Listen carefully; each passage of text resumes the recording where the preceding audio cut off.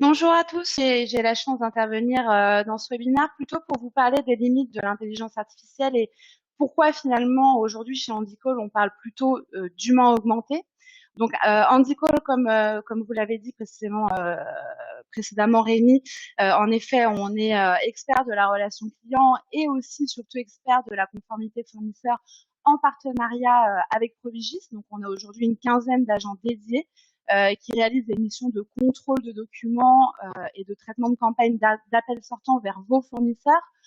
Juste pour recontextualiser, donner quelques chiffres, chaque année on traite et on vérifie plus de 200 000 documents et on réalise des campagnes d'appels sortants vers plus de 20 000 fournisseurs.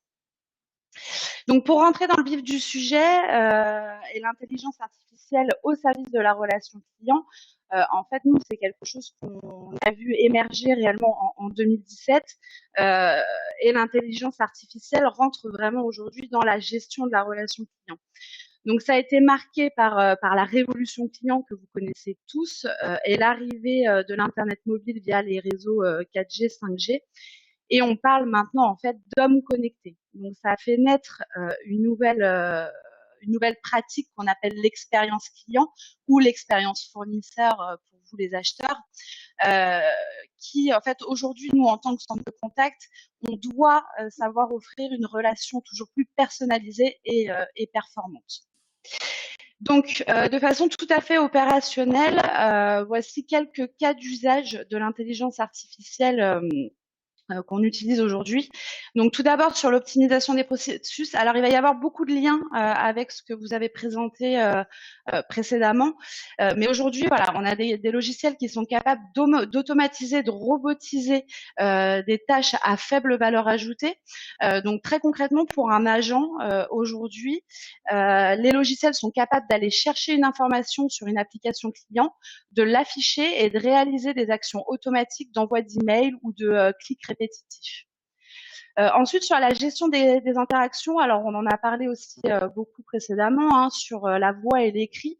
Vous avez tous déjà entendu parler de chatbots et de callbots, qui sont en fait des agents conversationnels intelligents, aujourd'hui capables de traiter des demandes de niveau 1. Donc, ça peut être pour la réalisation d'un diagnostic sur les premières étapes d'un diagnostic. En revanche, ces chatbots et ces callbots doivent être alimentés de toute façon par un humain et forcément en lien avec un niveau 2. Donc là, ça permet vraiment aux fournisseurs ou aux clients d'être autonomes sur des diagnostics de premier niveau. Et lorsque ça devient trop compliqué, ça va passer en niveau 2 auprès d'un agent physique. Ensuite, il y a une autre technologie qui est tout à fait intéressante sur l'analyse des émotions et sur l'analyse sémantique et émotionnelle des flux chauds et froids. Donc, quand on parle de flux chauds, ce sont sur les appels, donc qu'ils soient des appels entrants ou sortants, et des flux froids plutôt sur l'email. Donc ces logiciels sont capables en fait d'aller capter les émotions clients ou fournisseurs sur la base de mots-clés ou d'expressions clés. Par exemple, un client dit je suis vraiment très énervé. Il va capter le mot énervé, l'agent va recevoir un pop-up. Attention, votre client est dans une situation de stress, adaptez votre communication. Et enfin, le dernier exemple sur la data et le croisement de données, alors ça c'est quelque chose qu'on utilise depuis des années, bien avant 2017, sur la connaissance et la compréhension pour anticiper les besoins clients. Donc un exemple très concret, on travaille pour une grande chaîne de télévision française privée. Et aujourd'hui, on est capable, en fait, lorsqu'un client appelle, de savoir, par exemple, qu'il est passionné de football et qu'il regarde essentiellement des chaînes de football, alors il va être orienté, si l'agent est disponible, vers un agent qui lui-même est passionné de football et tout de suite, on va créer un lien et une relation ultra personnalisée avec. Alors, quelques chiffres sont sortis très récemment dans la Salesforce Research. J'en ai fait ressortir quelques-uns et les plus importants selon moi. Euh, pour avoir un point de vue finalement sur l'arrivée de cette intelligence artificielle au sein des centres de relations clients, d'un point de vue agent et d'un point de vue centre de relations clients. Alors le chiffre le plus important à retenir, c'est qu'on prévoit une augmentation de l'intelligence artificielle de plus de 143% dans les 18 prochains mois. Alors, comment c'est vécu côté agent? 70% d'entre eux, finalement, pensent que l'automatisation de ces tâches vont leur permettre de se concentrer sur un travail à plus forte valeur ajoutée. D'ailleurs, plus de 50% des agents aujourd'hui qui utilisent l'IA déclarent passer la majeure partie de leur temps à des tâches banales. Alors, la suite de la phrase est coupée, mais en fait, c'est contre 34% pour ceux qui n'utilisent pas l'IA. Cependant, et on l'a évoqué également précédemment, sur ces agents interrogés, près de 70% d'entre eux se déclarent quand même inquiets et souhaitent avoir davantage d'informations sur l'intelligence artificielle et leur travail, parce qu'ils ont cette crainte finalement que demain, leur emploi soit remplacé à 100%, par exemple, par un agent intelligent, un agent conversationnel intelligent.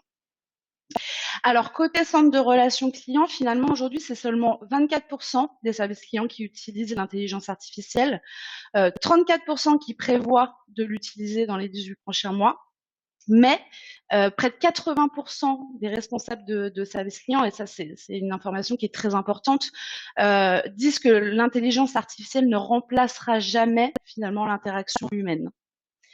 Et je pense que c'est une bonne transition pour vous parler d'un cas concret. Donc nous, aujourd'hui, comment on traite la conformité de vos fournisseurs avec Provigis? Donc on l'a découpé en 4 grandes étapes. Tout d'abord sur l'intégration fournisseur dans la plateforme. Alors bien sûr, il va y avoir des actions de nettoyage, de chargement et d'embarquement de vos fournisseurs. Et là, on a tout de suite une première intervention, une première arrivée de l'intelligence artificielle dans le processus avec l'automatisation de l'inscription et des premiers emails d'information. Donc la seconde étape qui intervient sur le contrôle et la validation de ces documents de manière entièrement robotisée. Sauf qu'aujourd'hui, ces robots sont capables de vérifier et de valider ou invalider des documents très simples et typés, comme des CABIS ou des attestations d'URSSAF. Et ensuite, d'envoyer de manière automatique des notifications ou des alertes de défaillance. Ensuite, la troisième étape, et c'est là où Handycall intervient, c'est sur la vérification humaine de documents très spécifiques. Parce que voilà, certaines situations requièrent forcément une intervention humaine et une vérification manuelle de ces documents.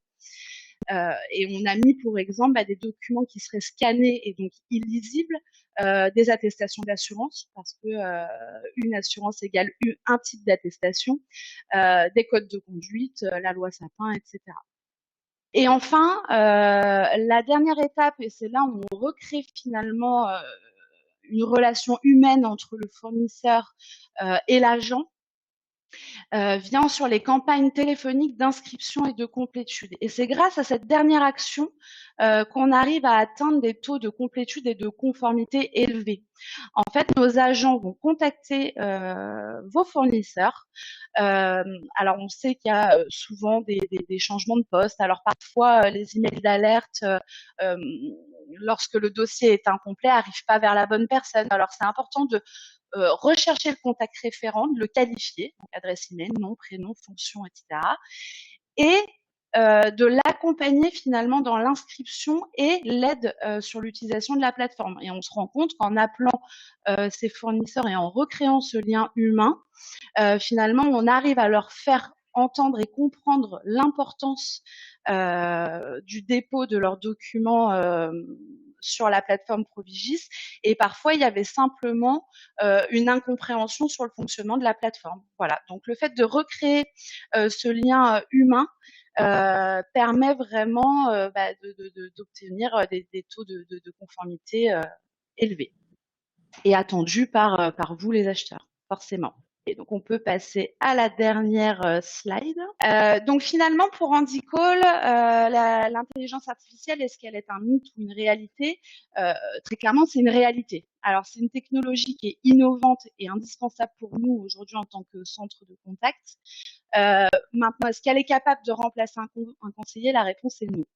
Elle vient bien en complément de l'expertise humaine et c'est pour ça qu'on parle d'humain augmenté. Tout à l'heure, en début de présentation, il y avait la petite photo du Superman.